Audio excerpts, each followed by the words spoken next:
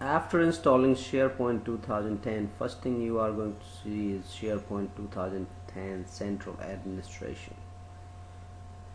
This application allows us to manage application settings and monitoring and back up the whole SharePoint 2010.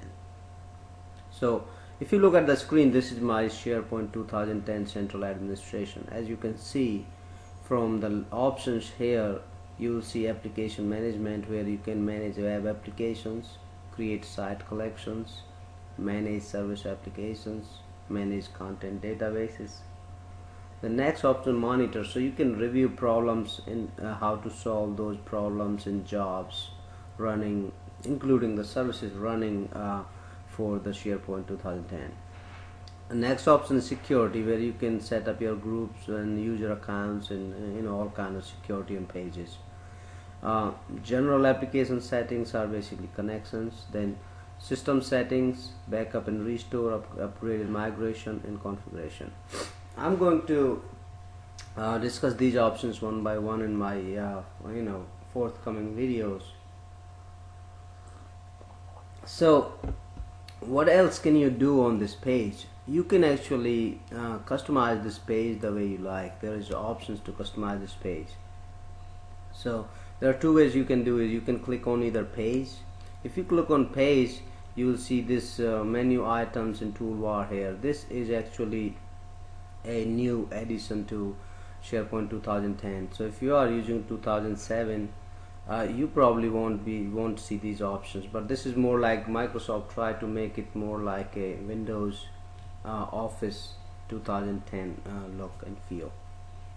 So you can edit this page from here, or you can also use the site actions menu item. So in site actions, if you click on edit page, this will let you modify the web parts on this page.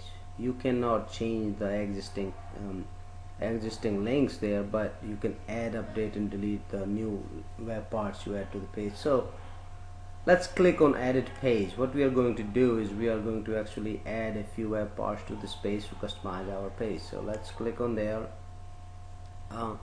When I click on this, as you can see, there are in the right side I see a control and link called add a web part. So if you are familiar with SharePoint, you know what this does. This allows you to add a web part to this page, and at the bottom also I see add a web part right here. So if you click on any of these, so I'm going to click on this one.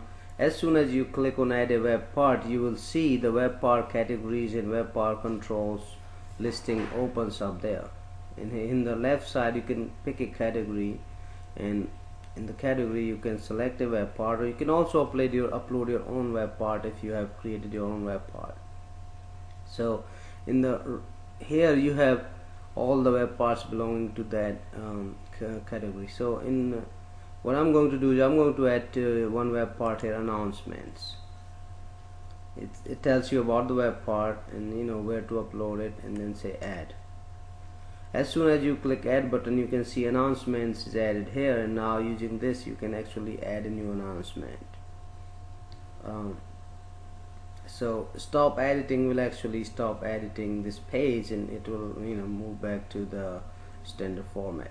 Now here I'm going to add one more web part, and I'm going to call this resources. Resources will allow me to add any kind of links to this, like say for example, so you may have a website where you want to add a useful links for your developers. So you can come here and add whatever links or whatever website you feel like is important for your users who visit this SharePoint 2010 web page.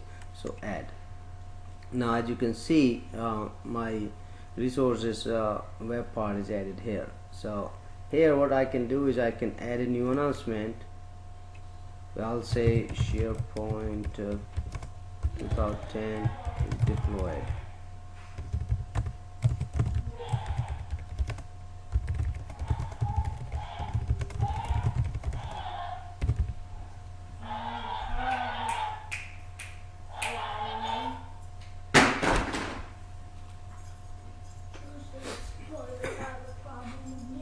You can also set when your news is expired. So let's say this is good enough for a couple of weeks, so I'll just set there and save.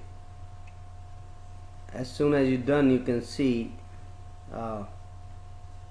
your announcement is added there. Now I can just say stop editing. Stop editing is actually stops editing my page, and now you can also come back again and add a new announcement again. So it's like home page editing is done.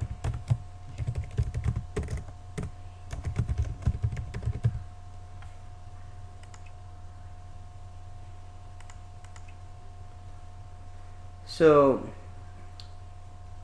beside, if you click on this, you can see more details about that, and you can set alert me, delete item, manage permissions, and edit items, which I'm going to discuss later.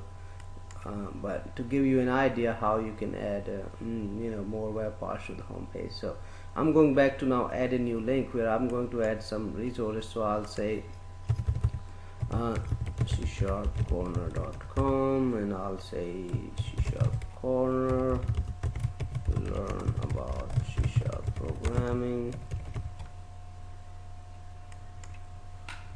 Decided a new link here. I'm going to add one more link, say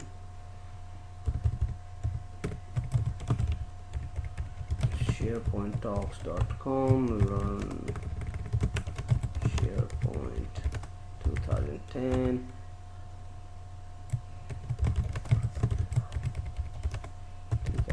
You can test it here, so it opens your URL there wherever you go. Boom. So save. So that said, you can add few resources here, you can add announcements here, and you can also upload any, like if you want to add some specific web part you created for your team, you can just deploy it and then upload it here. So in this video we learn how to customize your home page using existing features available in SharePoint 2010 Central Administration. In my next video I'm going to continue exploring more features in SharePoint 2010.